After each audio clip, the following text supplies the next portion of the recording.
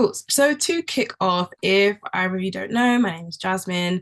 I'm the admin and comms officer at We Are Black Journalists. That's my part-time role at the moment. And full-time, I'm working as a journalism coordinator at BBC Radio Berkshire in Reading. So I'm like always driving back and forth from London to Reading, which is very exhausting. Before that, I did a master's in broadcast journalism. I actually graduated just this year, so it's been very busy, non-stop. Before that, I was a senior writer at Black Ballad, and then before that, I was at the CBI.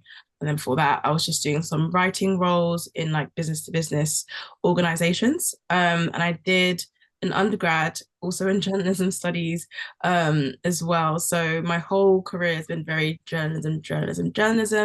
But I did my master's because I wanted to basically move away from just writing and actually try and reskill in broadcast, which is why I'm in radio now.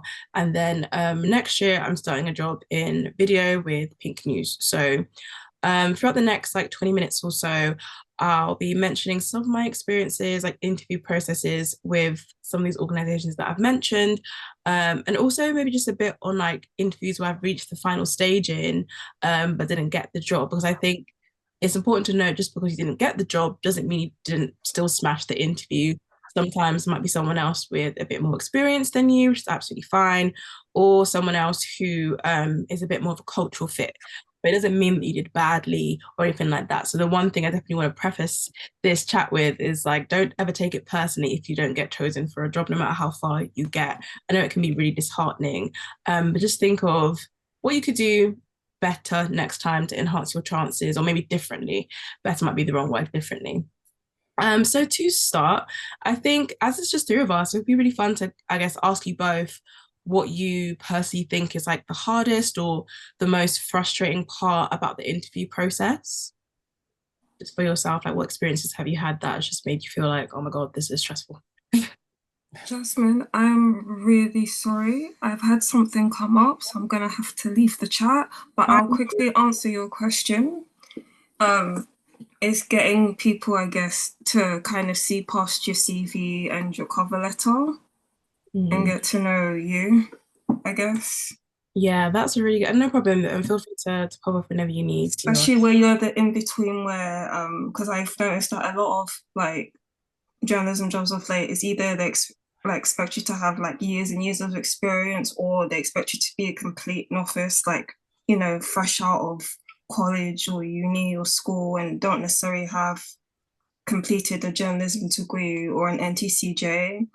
Because a lot of the junior roles that they expect you to kind of have no sort of like experience or no sort of journalism qualifications. So I've kind of fallen in between the gaps. Yeah, no, I completely get that. That's definitely was like me before I did my master's. So it's like it can be quite tricky when you are in the middle trying to appeal to those organizations.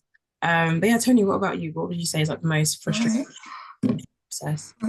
I'm really sorry. I'm sorry again that I'll have to leave. No, it's But okay. congrats again on your. I think you might have seen my comment, but I'll say it again. Congrats again on your role at Pink News. I know you'll Thank smash you. it. I appreciate it. Thank you. All And I'm right. this time. All right. Take care. Take care. Bye, Dion. Bye. Bye. Bye, Tony. Bye, Dion. Okay, I think it's just me and you, Tony, if you don't mind. Little career chat. Let's go for it. Let's go. Yeah, what would you say is like the most frustrating part for you for the interview process? It's when there's a task or something to complete and it's not super clear exactly what you have to do, and you've got to do a lot of inferring from what they've said or just talk to them a lot. And I really prefer when things are really upfront and clear and you know exactly how to dissect this task and know, okay, so I need to do this first, then this, then this, then this.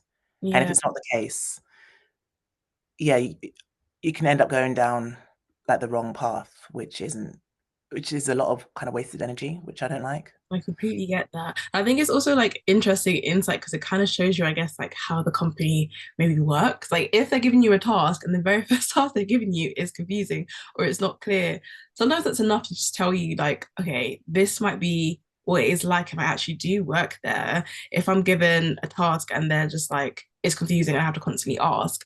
That is basically a bit of insight into that, which I think it's good to get to know that before offered anything, and then it helps you weigh up your options a bit more as well. But yeah, that's a really good example. Dion gave a really good one as well. I think for me, I would say it's thinking of like more than one example. Do you know when they ask you during the interview, name a time or name a few times you've done this or that? And Yeah. I find it so hard to think of more than one. But the one thing I would say for that is whatever that one example is, like really ramp it up, like push it and push it and push it, and think about the importance of the impact of that example. If they're asking you, give me some examples of when you've managed a project or done an investigative story, depending on obviously what organization you're looking for. Really just think about the impact of your example, and I'll get onto that in a bit. And also, just because it's us two, like I would definitely won't keep you too long as well. And feel free to stop me anytime if you have any questions or anything like that. So Okay. I'm firstly going to start with how I typically approach and prep for an interview.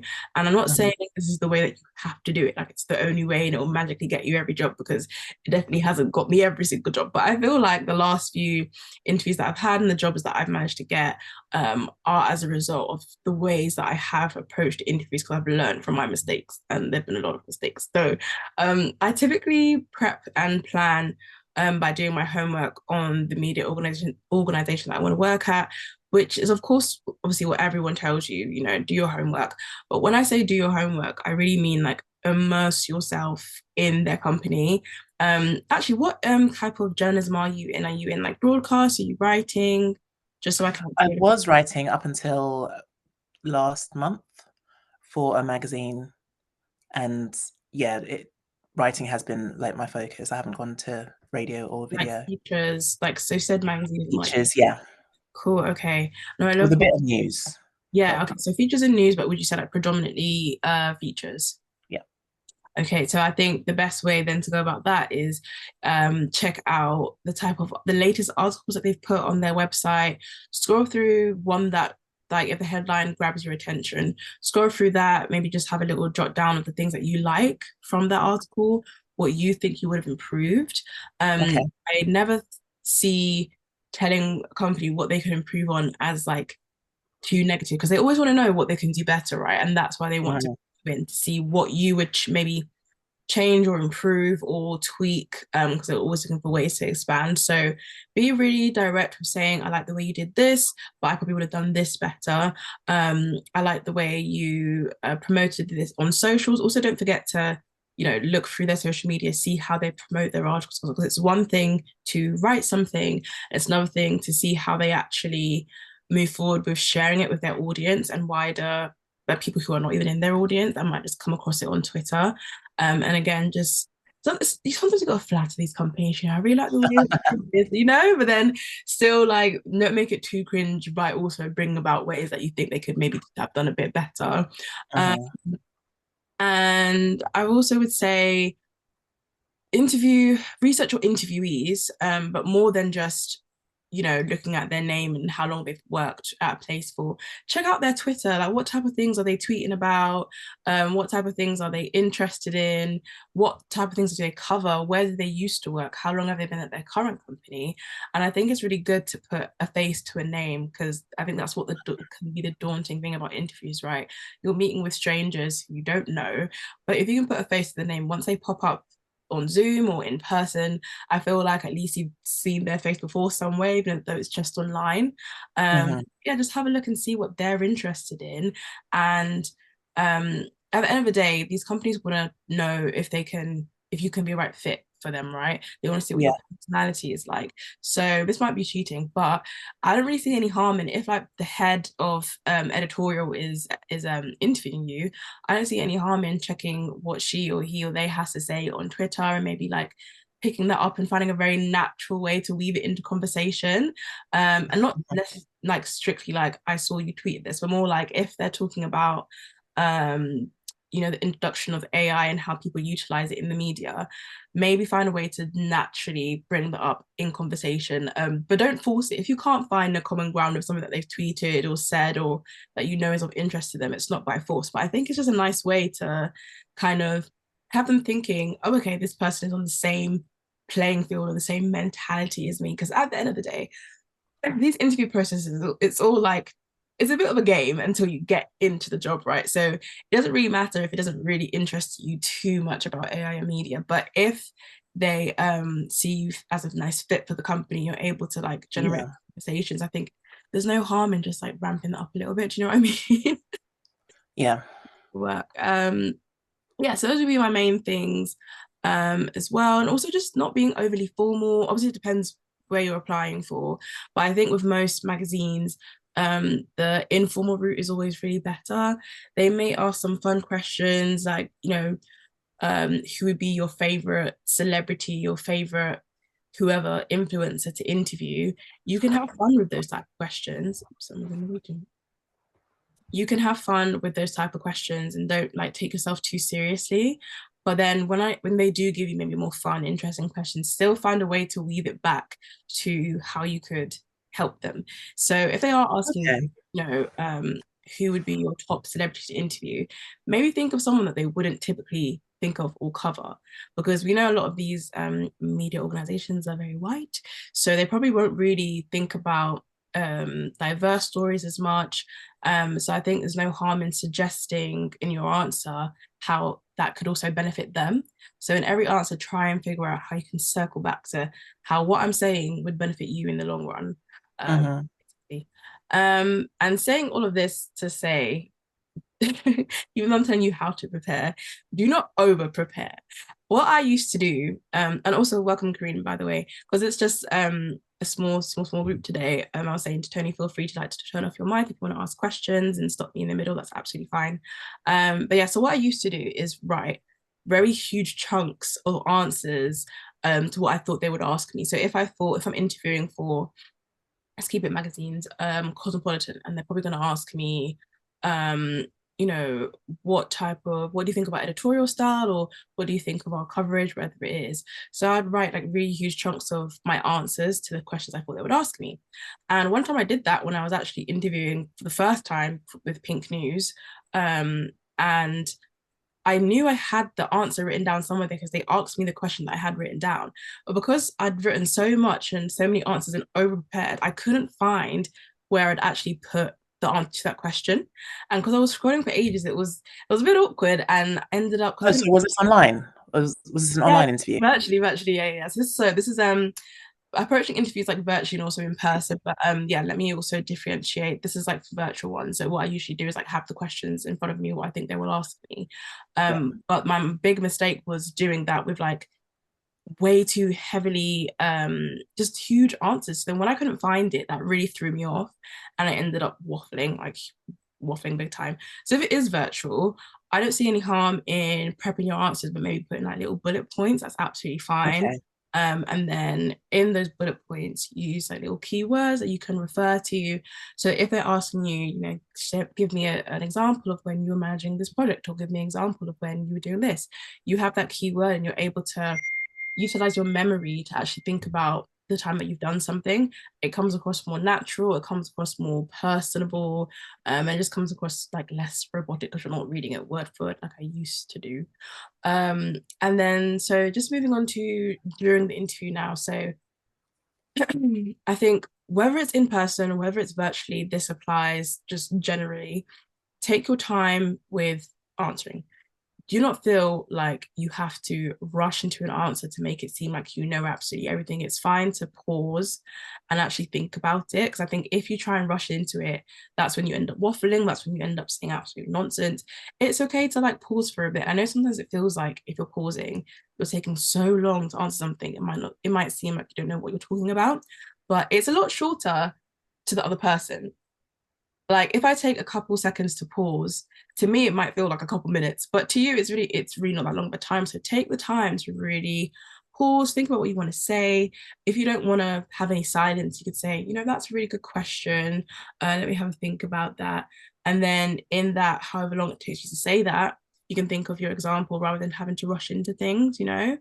Um, and when it does come to examples, they are your friend. Like, do not be vague. Definitely use specific examples from previous roles or your current role about how well you've done. They might ask you to give an example of a time that you've taken charge of an editorial project or something, right? In your answer, you really need to ramp up the impact of what you did. So it's all well and good to say, I did this and I really liked how it looked on the website and I did this and I love that. Great. But think about what why it matters, basically, what it did for the company that you're working at, what it did for their audience. So if I give you an example of when I'm asked this type of question. So in previous roles, if I'm asked, like in previous interviews, sorry, if I'm asked, give me an example of a time that you, or like a project, an editorial project that you've worked on that you're really proud of. My one is always the same one, because like, why not just use the same example? If it works, it works. When I was at Black Ballad, I helped put together a project called Pride is Joy, and it basically consisted of interviews with LGBTQ plus people in like Manchester, and we did written interviews with them and also like video interviews as well. We captured some footage for social media. We commissioned more LGBTQ plus writers, and the reason why I wanted to do that was because Black Ballad is supposed to be for Black women in the UK, but I noticed that there weren't very many like LGBTQ plus stories. So that's the project, that's what you did, right? But what happened after? The impact of that is that we managed to increase the number of LGBTQ plus stories on the website. And that from that, we noticed an uptick in LGBTQ plus writers actually pitching to us and seeing us as a company that, you know, is already diverse because it's Black owned and creates like Black stories for Black women, but essentially we're not a monolith. Like if you're still leaving out a group within that group, it's going to be a problem. So I think the main thing is, yeah, talking about that impact, increasing the number of stories, increasing the number of writers that feel comfortable pitching to us. And then also another impact was that they then reused like, the landing page for that project following like the following Pride Month after I'd left. So if you know you have worked on something, feel free to check back on if they reused it, if they've a lot of media organizations, especially like magazines, will reuse features however long later, maybe with an update, refreshing it up. Like think about if your story is still relevant after you've left and they're reusing it. That's a very good example of how useful the work that you create is. Yes, I think impact is a big thing. And another thing I would say is that if you are asked a question and you've given a few answers to the question, and what I mean by that is if they're asking you, you know, like what's our favorite thing, your favorite thing about our news coverage, or your favorite thing about our features, if you have one, two, three, like more than one favorite thing, feel free to summarize at the end of that answer, right? Just so they have at the top of their mind the first thing you said and the second thing you said after you just said the third thing. Does that make sense? So make sure that if you're going on a bit longer, if you know your answer is a bit long, you feel like you're talking for a bit too long, feel free to just summarize and round it up so that they have everything that you said at the top of their mind. And I think it's a good way to be eloquent. It's a good way to um just portray yourself, I would say, in a way if you're answering a question, especially if it's a bit long. And lastly, on questions, don't panic if you can't answer a question. There have been a couple times where I've been asked something like the last interview I did where I thankfully got the job for, I thought I'd absolutely messed it up because I couldn't answer a couple questions, right? But that's just to show you that it doesn't matter if you can't answer it as long as you finesse it in a way. So I was asked, like, give me examples of times that you've used media law in your work. And I just couldn't think of any specific examples. I was like, I don't know. I haven't been to court to report. I don't know. I just couldn't think of anything. And instead of trying to waffle, which would have been really easy to do and like, you know, not easy because waffling is never good, but do you know what I mean? Instead of trying to like force an answer, I just openly and honestly said, do you know what? Like, nothing's really coming to me at the moment. There definitely have been times where I've had to utilize media law, but I just can't think of the examples. Do you mind if I come back to this question at the end? And they said, yeah, absolutely fine. And I was like, oh, damn it, I thought I messed that up. But it's no problem. Like, you don't have to know absolutely everything, especially at any given time. Like, you might have the answer to something, it's completely okay if it like falls out of your mind, it happens. So instead of, trying to finesse it and just going on and on about whatever, just be honest and say, do you know what, it's actually slipped my mind, I'll come back to that. And sometimes you might forget to come back to it, I did, but do try to genuinely think about it and come back to it afterwards.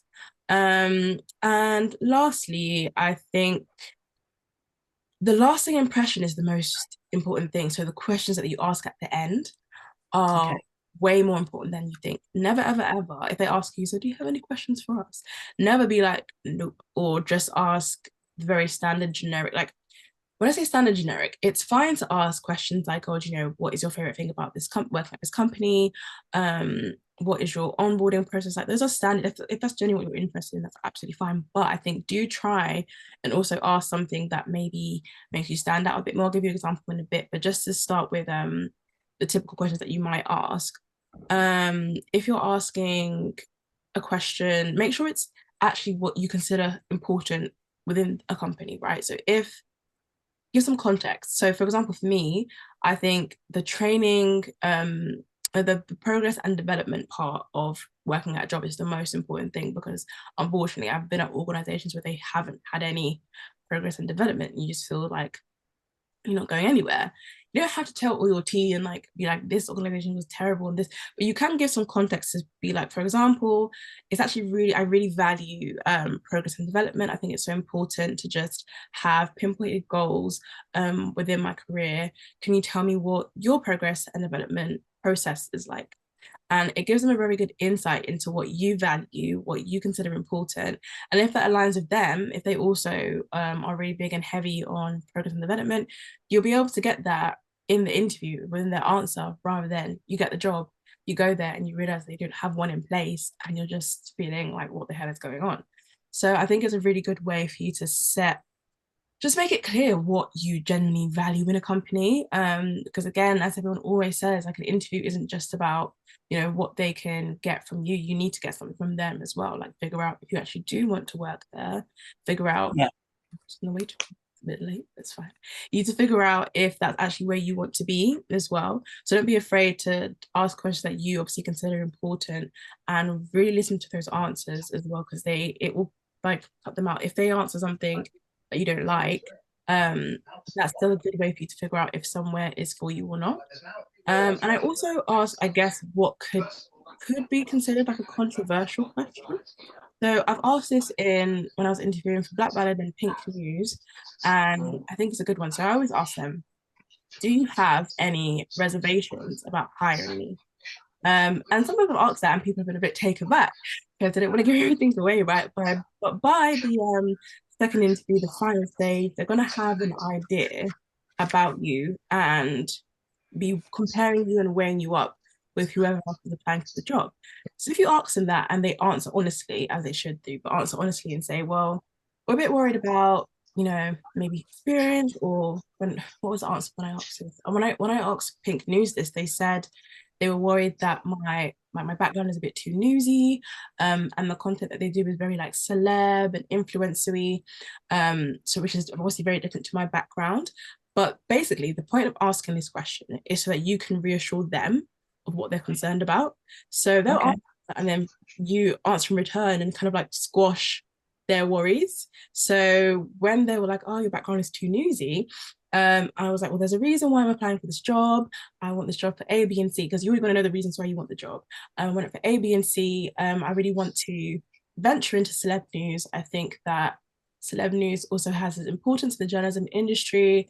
Celebrities inform a lot of discourse and conversation. Like sometimes it might seem like you really have to push it, but um, you're kind of just seeing it as just reassuring them that you know why you're applying for this job, you can handle this job, and I kind of puts them at ease a bit as well. And I think that's really what could set you apart from the previous person because you're actually trying to figure out what is it that you're not really sure about with me, so I can kind of like reassure you and just like let you know that I can do this job. So I think that's always a really good one to add onto your list of questions that they ask you at the end. Yeah, that's pretty much everything. I feel like I rushed through that very quickly. I know I'm a fast talker, but if you have any questions, do let me know. Feel free to ask me anything about any interview processes for where I've previously worked. Yeah, I'm open book. So I'm quite curious. Congratulations with Pink News. What do you think was the key thing that you answered like perfectly and that you think got you the job? Ooh, I love that. This was a face-to-face interview. The first part was virtual, and the last one was face-to-face.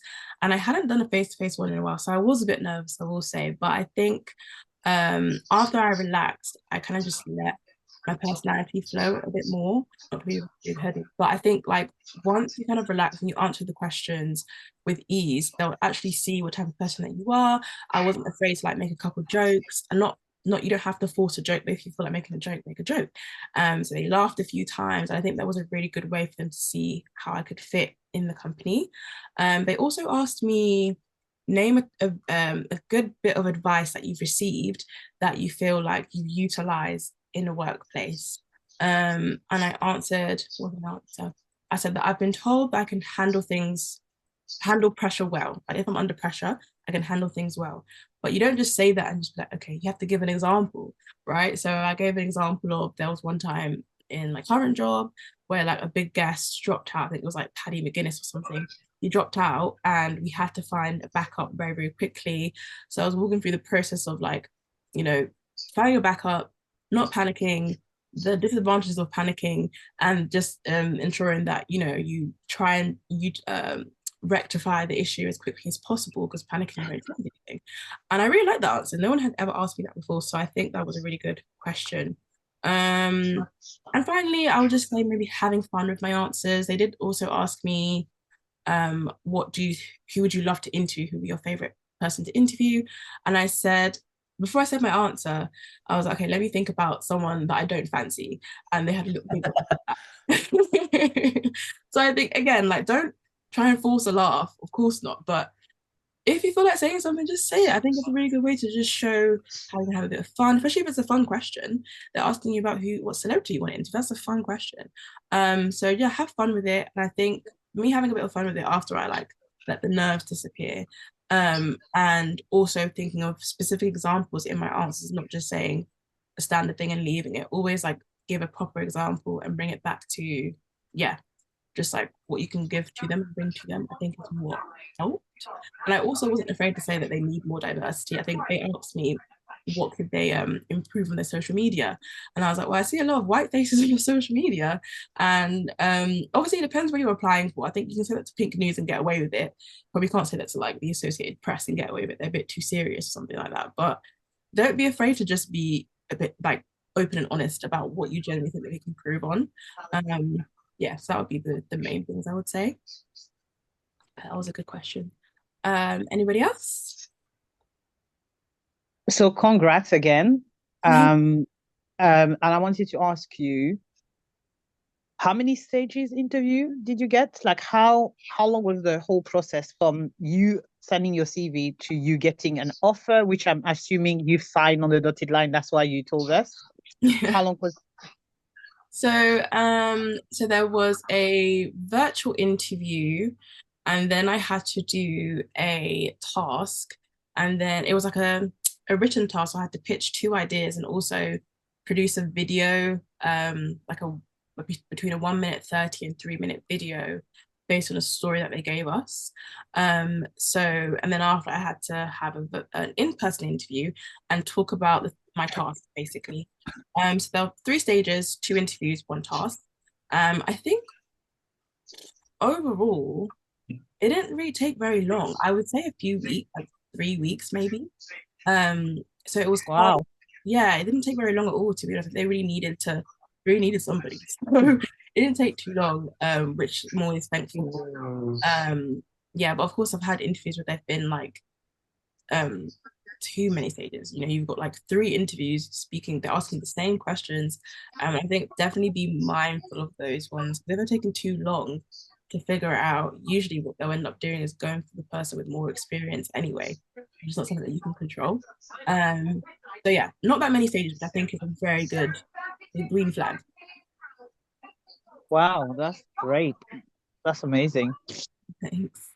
Any other questions? No? Okay, well, awesome. Thanks for joining me, guys. I know it was a small group today, but I really appreciate you coming up and listening to me waffle on about interviews and stuff. So I appreciate you coming. For people that joined a bit later, this is recorded, so I will pop this in the newsletter. I think it's out tomorrow, so you can watch it back if there's anything that you missed. And yeah, thanks Tony for rocking with me from the beginning. I appreciate it. Welcome. But yeah, thank you guys. Have a lovely evening. Take care. Have a good weekend, You everyone. too. Bye. Have a good weekend. Bye. Bye bye.